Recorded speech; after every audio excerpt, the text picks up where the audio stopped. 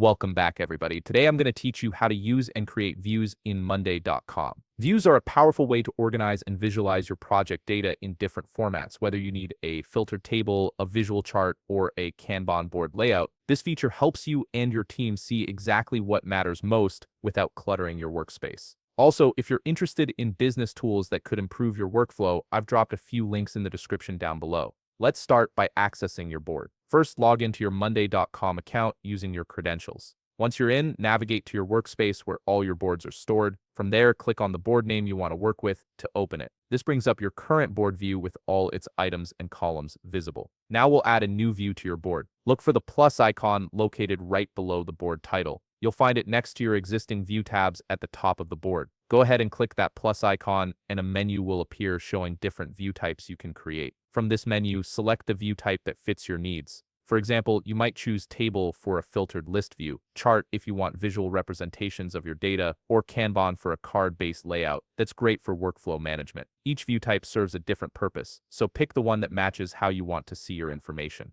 Once you've selected your view type, it's time to customize it to show exactly what you need. In your new view, locate the filter icon in the toolbar. It looks like a funnel. Click on this icon to add filters to your view. This lets you narrow down what items appear based on specific criteria. Select a column you want to filter by and set the conditions that matter to your workflow. This is especially useful when you're dealing with large boards and only want to see certain tasks or projects. Next, you'll want to control which columns are visible. Click the eye icon with a slash through it. This is your column visibility tool. From here, you can hide or show columns depending on what information is relevant for this particular view. Hiding unnecessary columns keeps your view clean and focused on what matters most. If you need further customization, click the sort icon to order your items by a specific column. You can also adjust grouping options or modify colors through the various toolbar menus. These settings help you organize your data in a way that makes the most sense for your team's workflow. Take a moment to explore these options and set them up how you like.